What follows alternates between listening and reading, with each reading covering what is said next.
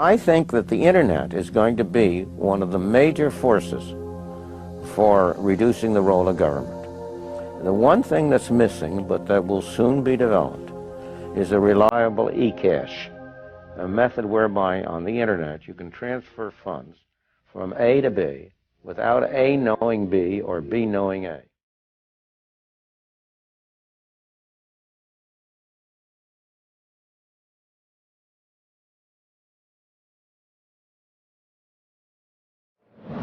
What is a Bitcoin? What is Bitcoin? What backs a Bitcoin? You put some of your money, real money, online, and it turns into Bitcoin. I don't even know why we call them coins, except that they call it coins in the name. I think Bitcoin has turned into a massive multiplayer online game where speculators are trying to out-speculate each other. Is it a means of exchange or an asset class? I see you taking my real dollars, and then you give me virtual money in return. Thanksgiving dinner, my grandmother asked me, what the heck is this Bitcoin stuff anyway, right? And I said to her, do you remember when Visa cards first came out? You were used to paying with cash or with a check, and then a Visa came out. It was this weird payment system that you didn't understand. And she said, yeah, I remember that. I said, well, Bitcoin is just the next evolution of another payment system. Bitcoin. By now, you've probably heard of it. The wild fluctuations in its price has gained the attention of the mainstream financial media. But Bitcoin is much more than just your average investment. Beneath all the hype and hysteria lies what could be the most important technology of our lifetimes. So what exactly is it? To fully appreciate the characteristics that make Bitcoin a potentially world-changing technology, we first need to understand what money is. Currency started developing 6,000 to 9,000 years ago, some sort of medium of exchange, and people used something of value. Societies around the world, though, started to select gold and silver as their primary currency about 3,000 years ago, and then about 680 BC, they became money when they were minted into coins of equal weights. Governments started creating representative currencies where you deposit your gold and silver, or they have gold and silver in the treasury, and they come out with notes that are basically a claim check on the gold. So they're supposed to be as good as gold because you can always convert them into gold. Throughout history, precious metals were chosen as money, not through government decree, but because of their unique features. Gold is rare, easily recognizable, portable, durable, and divisible. Above all, because gold is difficult to find and labor-intensive to mine, refine, and mint, it has always been perceived as a store of value.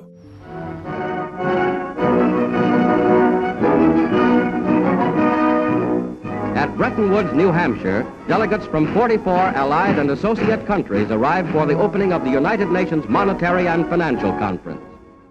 In modern history, as World War II was coming to an end, in 1944, the Allied nations met at the small town of Bretton Woods, New Hampshire. Here, they drafted a new financial system, which would stabilize the world's financial system once the war ended. With the United States poised to enter a golden age of prosperity, the U.S. dollar was chosen to be the world's reserve currency. The Bretton Woods system was created after the Second World War at the Bretton Woods Conference in New Hampshire. And rather than using gold as the means of exchange between countries, as was the case under the old gold standard, the dollar was going to be used. The dollar was chosen because back then it was as good as gold.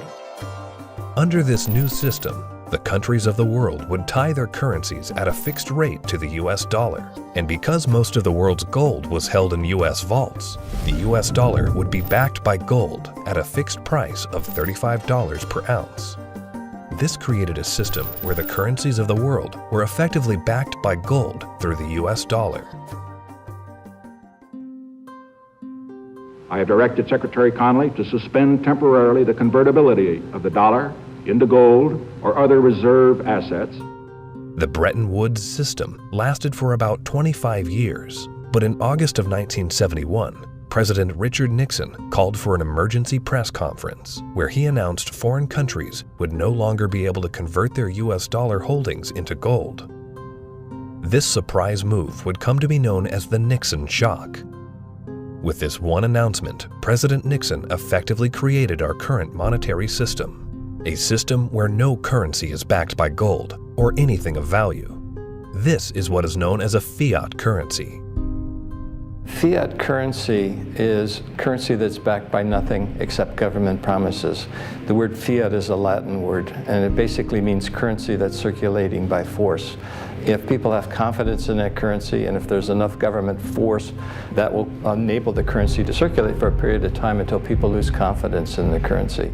Money is a medium of exchange, and the way it has evolved is that it's always something of intrinsic value until the modern age, when the politicians say, well, we don't need anything of intrinsic value anymore. All we need is political decree. We can say this is money, this piece of paper is money. Now money has a new characteristic. But underneath it all, there's this same concept in place that nobody ever seems to challenge, and that is that governments have a right to declare something of no value to be money, and you must accept it. That's really the problem, and it's still the problem today. Without anything tangible backing the currencies we use today, governments around the world have been able to issue unlimited amounts of new currency without restraint. And with the advent of the digital age, currencies around the world are now digits in a global banking database. So what is Bitcoin? Well, simply put, it's a digital currency, much like the electronic currency we use today. But it's also the payment network which facilitates the transfer of this new digital currency from one person to another. Bitcoin's a new internet protocol that enables the transmission of value over a communications channel. You can think of it like being able to send a gold coin as easily as you send an email. You can send any amount of money to anyone in the world, anytime, can't be seized, can't be confiscated, can't be frozen. Very useful technology. So Bitcoin is a digital currency and it is a payment system. So it's a payment system in the same way that bank networks are, or PayPal. Those are all payment systems. But it's also a currency. So PayPal and banks use the dollar as their currency. The Bitcoin payment system uses Bitcoins as its currency. So they both have the same name.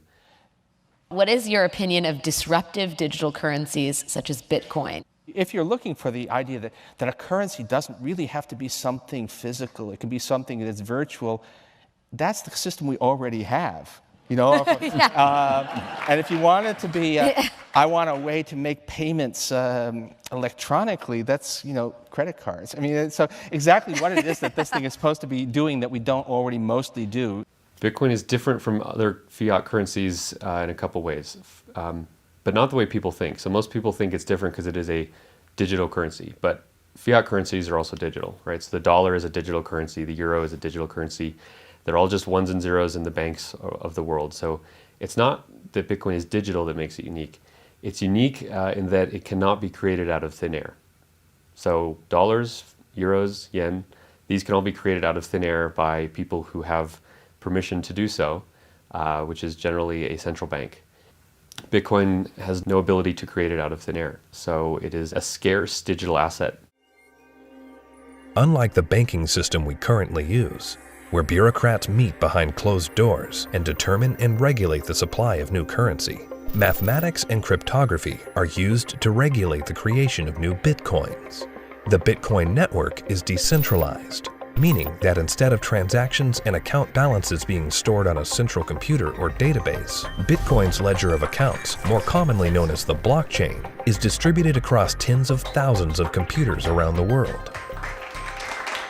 There's something called Napster. We all remember Napster. We could download music and movies from Napster, but after a while it got so big and popular, the government came in, shut it down because of copyright infringements. No more Napster, right?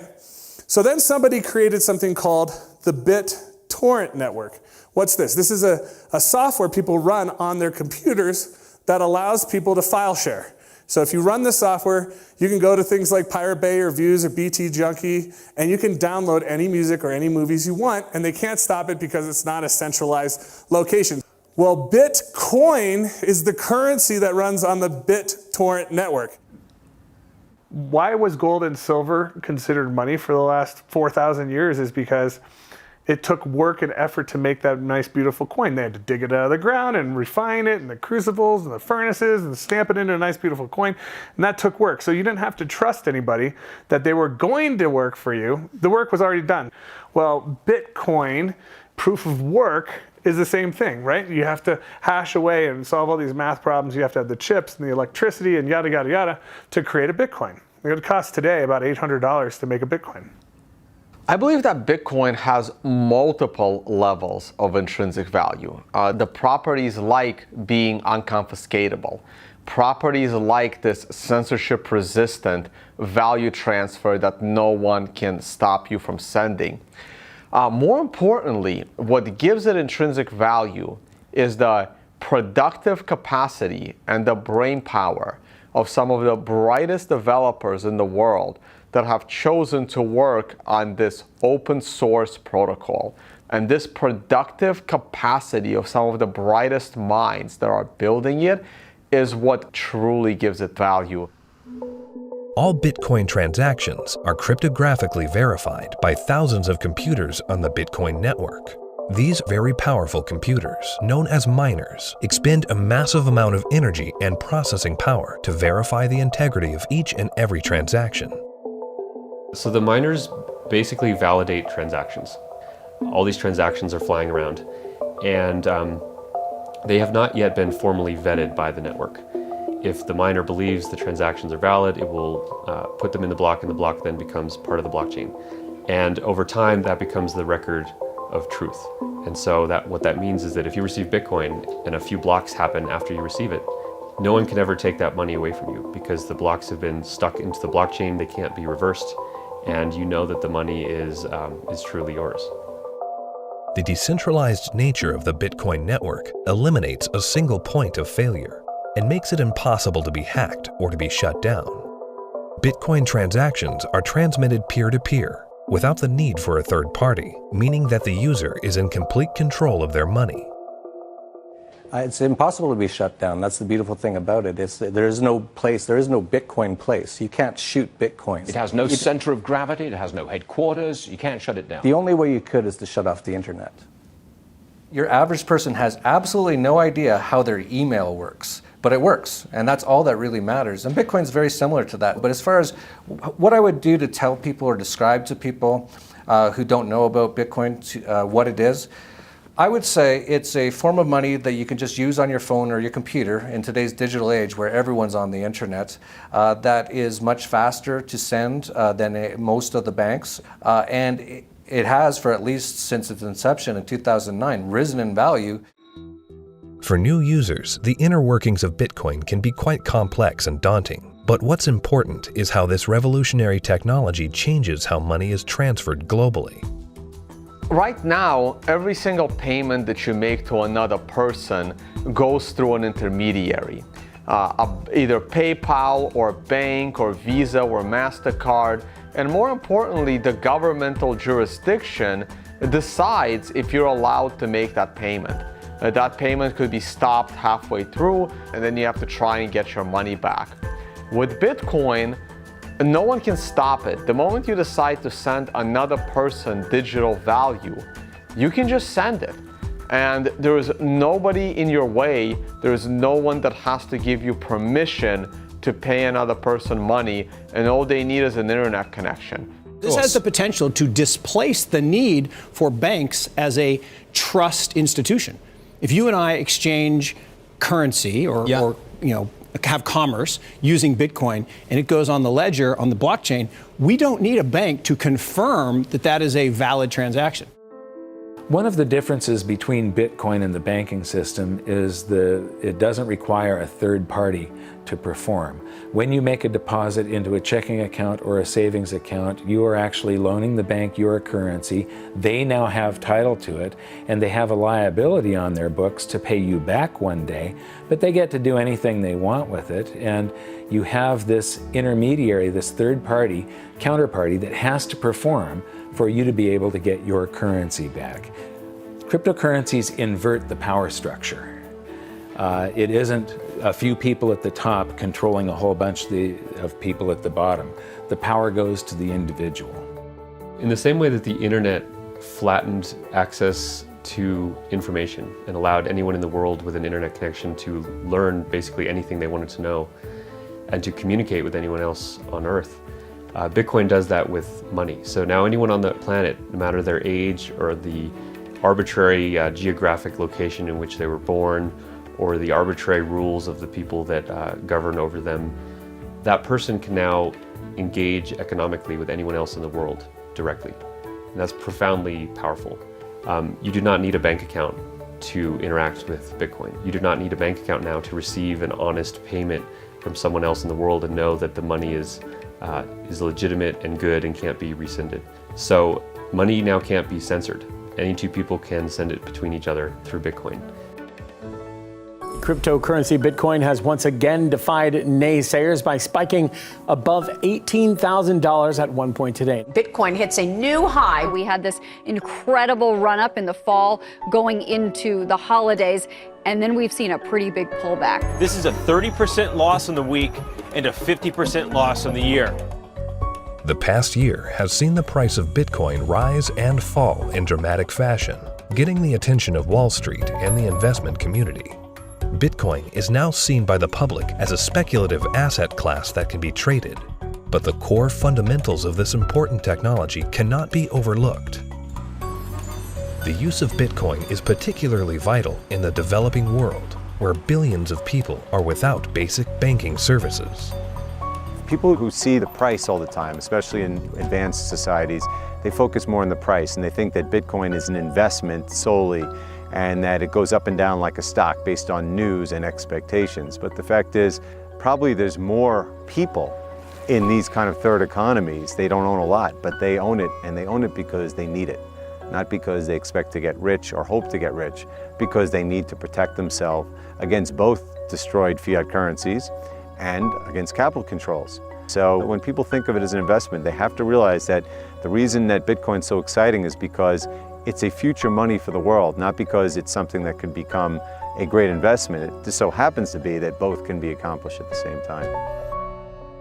One of the great powers of whether it's Bitcoin or any other cryptocurrencies, if we can figure out how to scale the technology, we can solve a lot of problems in the financial system. We can transact with each other globally at very low cost and very efficiently. And there's tremendous market power in that. Has nothing to do with anyone in the financial system. People want to be able to communicate and transact with each other simply and quickly, and the hunger to do that is enormous. Today, Bitcoin is seen as a financial asset, but as the technology develops, the blockchain that powers Bitcoin may be used to verify transactions other than the transfer of money.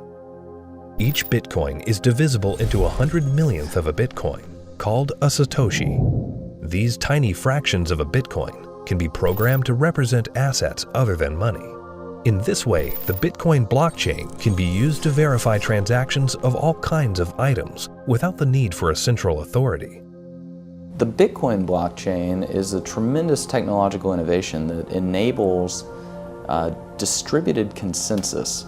People are able to come to agreement on what the state of this ledger should be and what it is.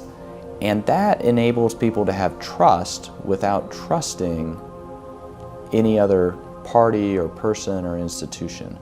So anywhere we need to have trust, where we need to be able to verify what is the true and correct state of something, that has an application to be put on the Bitcoin blockchain. For 6,000 years of recorded history, we've always had this problem when we want to engage in consensual exchange. That is, if we're strangers, can I trust you? And what's happening with Bitcoin and the blockchain, the technology that powers Bitcoin, is now possible for us to have trustworthy exchange without those third parties. The trust is built in through the cryptography. That guarantees the exchange of value. Well, that means that there's this technology that is as disruptive as the internet was to publishing. But this is disruptive to these 100 different institutions that really are the glue that pull society together. You know, everything from as mundane as notary publics to land titling, to coining money, to voting. All kinds of these things are going to be recreated in the blockchain in a way that we will finally be able to fully trust. But what that means is what we've seen technology do to lots of private industries is now going to start doing to government function. The thing for me is understanding the implications of what this is. You can take 100 million bits of a Bitcoin. Each bit is called a Satoshi, right? And you can program that to be anything of value. It can represent titles to automobiles or real estate or diamonds or gold or votes in elections. Anything of value can now be digitized and tokenized, put up on the blockchain, and transacted, can be sent across the internet without having to go through a trusted third party. I think the blockchain and Bitcoin is going to change the world. I think it's going to change everything in terms of protecting people's identities, allowing people to own property. Bitcoin's for the 2 billion people that don't have bank accounts, the 5 billion people that can't prove they exist. They don't have title to real estate and stuff. That's what Bitcoin's going to change the most for those people, is because, you know, they're going to jump from the third world to the first world.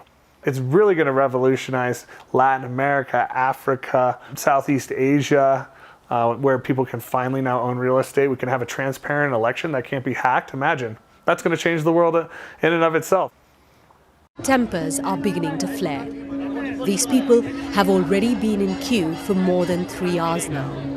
Carrying currency notes, the government suddenly banned on Tuesday night.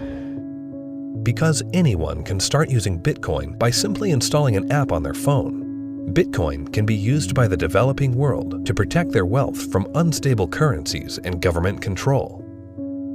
We're seeing it behave as a crisis currency in Venezuela, in Nigeria, in Zimbabwe. When these countries can't get a grasp on their own monetary policy, people flood to Bitcoin.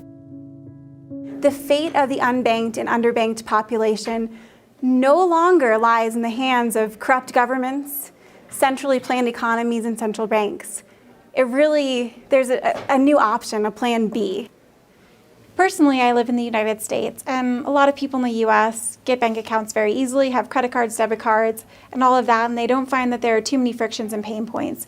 But in a country like India, there are 233 million individuals who are unbanked, who don't have access to a traditional financial infrastructure, and so they're operating cash payment to cash payment. But Bitcoin has become a game changer. So individuals, in essence, can hold on to it, they can spend it, they can transfer it internationally. There are so many use cases.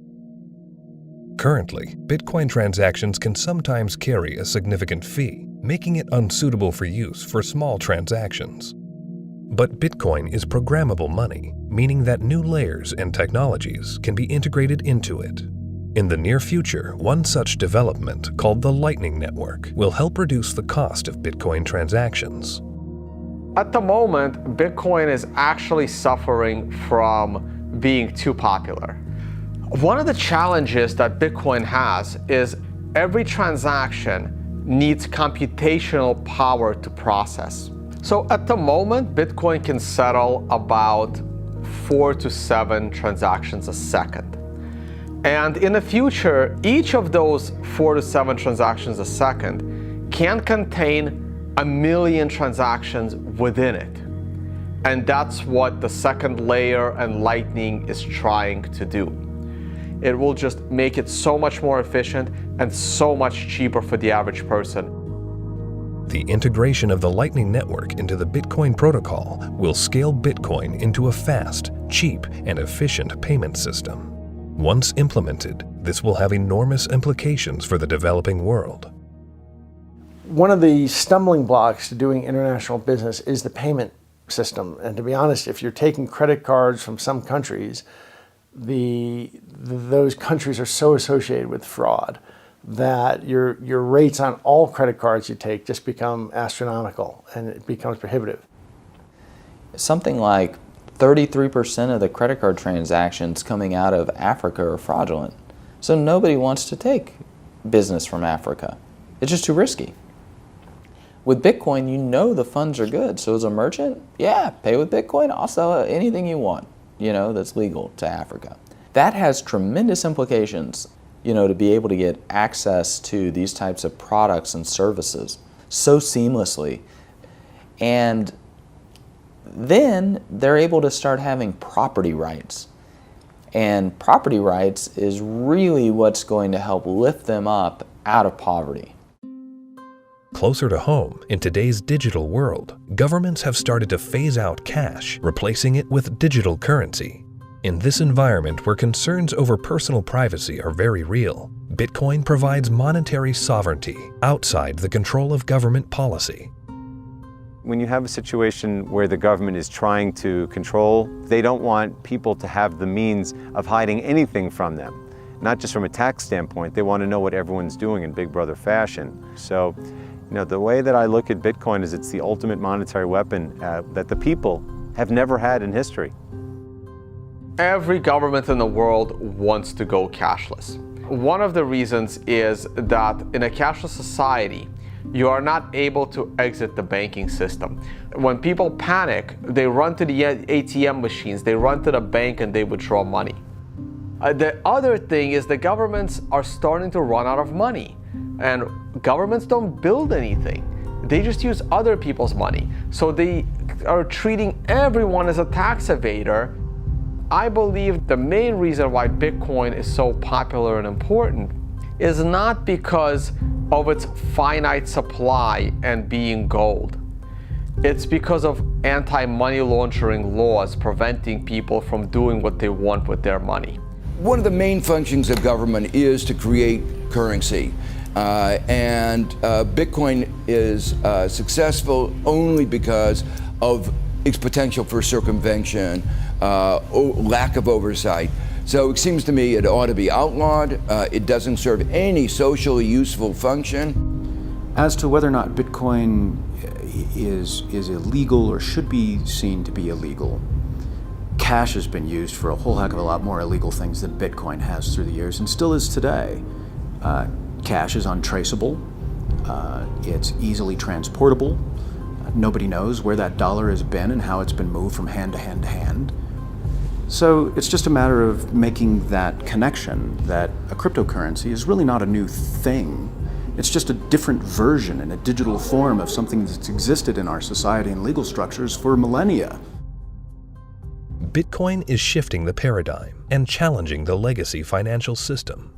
Recently, Jamie Dimon, chairman and CEO of JP Morgan Chase, America's largest bank, was quoted calling Bitcoin a fraud.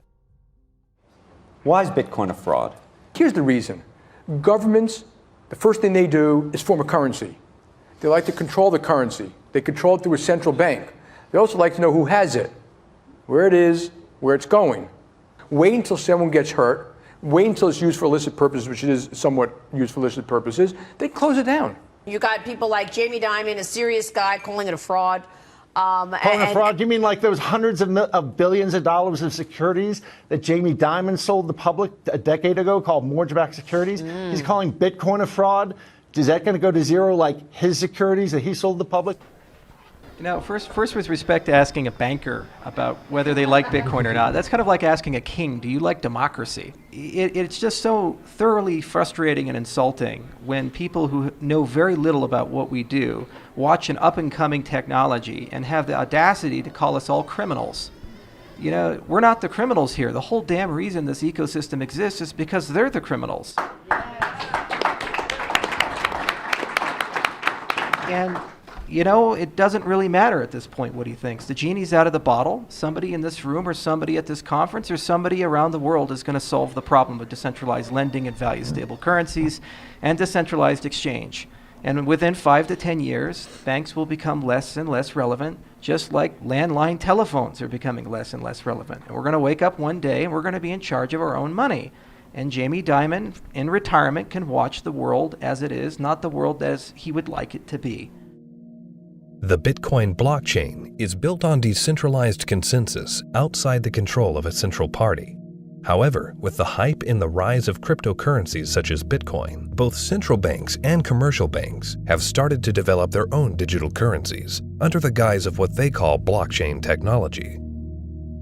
My big fear is that what is going to happen is blockchain technology will be adopted by governments, and fiat national currencies will be run on blockchain technologies, and the whole monetary system globally will eventually become cashless.